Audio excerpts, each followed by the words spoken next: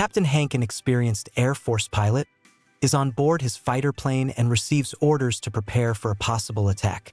His inner feelings are full of excitement and determination because he realizes that defending his country is not only a duty, but also a matter of survival. In parallel, we are introduced to David, an intelligent and determined scientist who works in the field of satellite technology.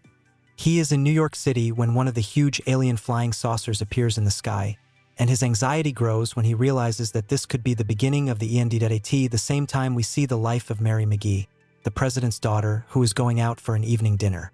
She doesn't know that soon her life will change forever. Her father, President Wade Norrington, is also getting ready for the meeting, but his thoughts are on something else. He feels responsible for the nation, and when a new threat looms on the horizon, he has a difficult choice to make that could affect the fates of millions. The first alien attacks come on the 4th of July, when bright lights appear in the sky. Groups of people, including Hank, David, and Mary, huddle together in crowds as the bright lights explode over the cities like fireworks. But this time, they bring destruction. On screen, we see chaos, people screaming, running, trying to find shelter as huge ships begin to destroy skyscrapers, leaving behind smoke and debris. After that, the fight for survival begins. David, realizing that the aliens have used their satellites to prepare an attack, sets out to save the world. He devises a plan to regain control of the systems that the aliens have taken control of.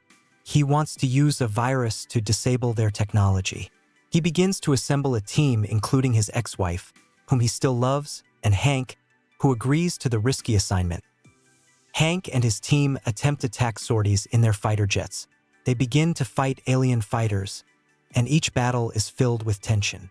The pilots experience fear and adrenaline when the enemy proves to be stronger than they expected. In one such battle, they lose their comrades, and it causes them inner torment as they realize that each of them could be next. Meanwhile, President Norrington does his best to organize a defense. He urges the nation to unite at this difficult moment. His speeches are full of determination and perseverance. He realizes that his actions could determine the fate of humanity, and there is hope in his heart that they can win. He realizes that not only his life is at stake, but the lives of all Americans and possibly the world. As Hank, David, and their team reach the alien ship, they face new threats. Inside, they discover that the aliens are highly advanced beings with technology beyond their capabilities. At this time, David begins to develop a virus, but he needs time to complete it. Tensions rise as they realize they are running out of time and need to hurry. Each character's inner turmoil becomes more and more profound. Hank questions his motives and whether it is worth risking his life for others.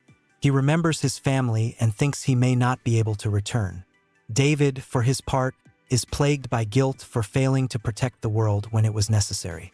He tries to find the strength to complete his plan, realizing that the fate of humanity depends on him. As the team tries to take out the virus, they encounter alien defenses that try to stop them. The fight begins and each hero contributes.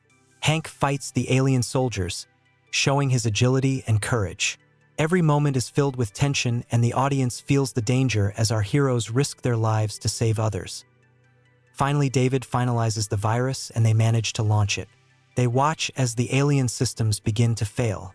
At this point, Hank and his team take to the skies in their fighter jets and continue to fight.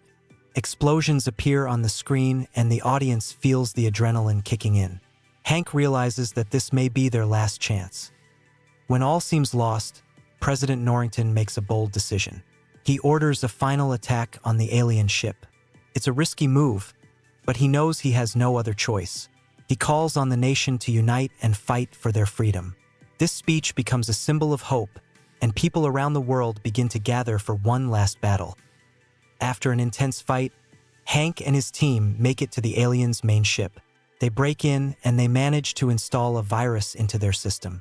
Once the virus begins to take effect, the alien ships lose control and the mass destruction of their fleet begins.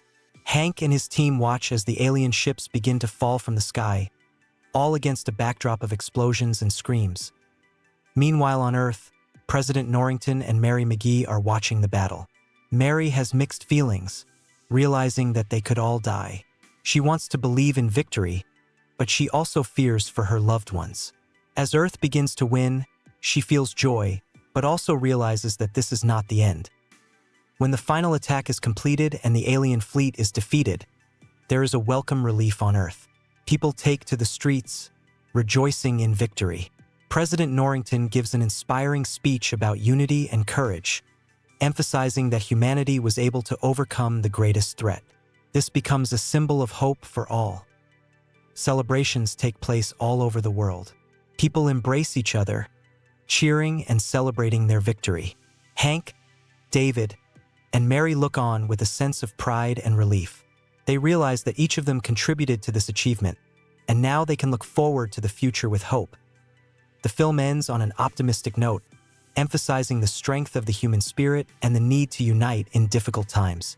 The characters, each of whom have experienced their own personal struggles, now look forward, ready for new challenges and opportunities. They realize that despite all the trials they have been through, humanity will always find a way to unite and overcome any difficulties.